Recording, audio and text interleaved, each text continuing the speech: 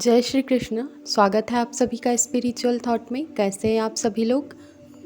एकादशी तिथि का हिंदू धर्म में बहुत महत्व है। हर माह में दोनों पक्षों में एकादशी आती है। हर पक्ष की एकादशी का अपना विशेष महत्व होता है। भाद्रपद मास के शुक्ल पक्ष की एकादशी को परिवर्तनी एकादशी कहा जाता है। इस एकादशी को जल झूलनी एकादशी, परिवर्तनी एकादशी, वामन एकादशी और डोल ग्यारस भी कहा जाता है। इस दिन व्रत और पूजा करने से भगवान विष्णु और माता लक्ष्मी की कृपा होती है। इस वर्ष 2022 में परिवर्तनी एकादशी 6 सितंबर को मनाई जाएगी।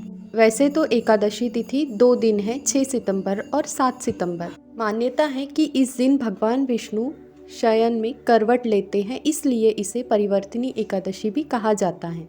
यह भी मान्यता है कि इस दिन विधि अनुसार भगवान विष्णु और माता लक्ष्मी का पूजन करने से उनकी कृपा अपने भक्तों पर सदा बनी रहती है और वाजपेय यज्ञ का फल भी मिलता है।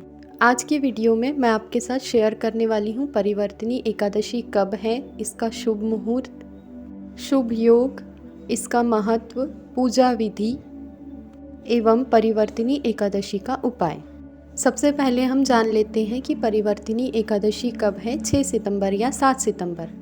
इस वर्ष 2022 में परिवर्तनी एकादशी तिथि जो है वो मंगलवार को सुबह 5:54 से प्रारंभ होगी और अगले दिन 7 सितंबर को 3:04 पर समाप्त हो जाएगी। क्योंकि उदय तिथि 6 सितंबर को है, इसीलिए 6 सितंबर को परिवर्तनी एकादशी का व्रत किया जाएगा।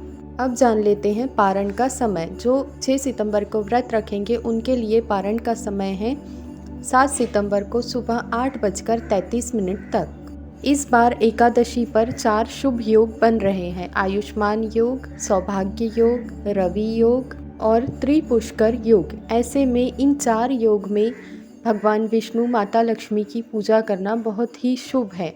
अब जान लेते हैं एकादशी का महत्व।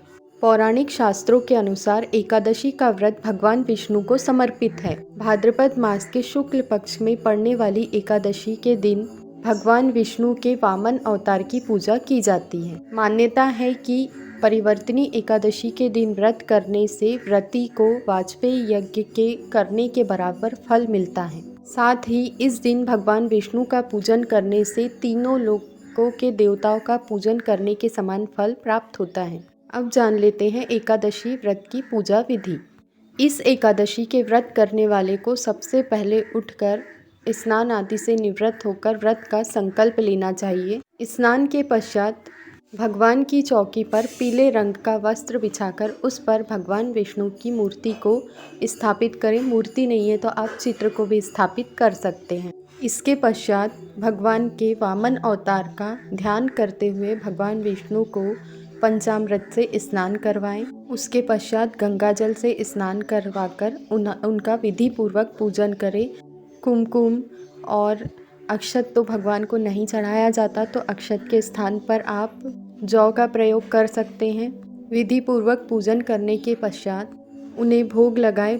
उन्हें भोग लगाते समय आप पीली मिठाई का प्रयोग करें और जब आप उन्हें भोग लगाएं तो तुलसी के पत्ते का प्रयोग ज़रूर करें।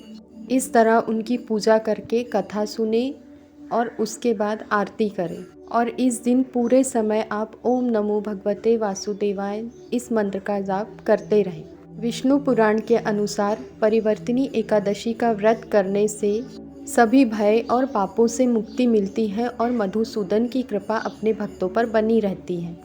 अब जान लेते हैं परिवर्तनी एकादशी का उपाय। यदि आप आर्थिक समस्याओं से परेशान हैं और आप उनसे मुक्ति चाहते हैं तो परिवर्तनी एकादशी के दिन इस उपाय को करने से आपके ऊपर माँ लक्ष्मी की कृपा होगी, भगवान विष्णु की कृपा होगी और आपके सभी काम बनने लगेंगे, आपकी सारी समस्याएं खत्म हो जाएगी। परिवर्तनी एकादशी के दिन आपको किसी भी विष्णु मंदिर जाना है और वहाँ जाकर आपको बेल फल, श्रीफल और 125 ग्राम साबुत बादाम चढ़ाना है। इतना करने से भगवान विष्णु श्री हरि की कृपा आप पर होगी, माता लक्ष्मी की कृपा आप पर होगी और आपको आपकी सभी समस्याओं से मुक्ति ज़रूर मिलेगी। यदि आपको मेरा आज का वीडियो पसंद आया हो तो इसे लाइक एंड शेयर कीजिए और मेरे चैनल को सब्सक्राइब करना ना भूलें। Thank you.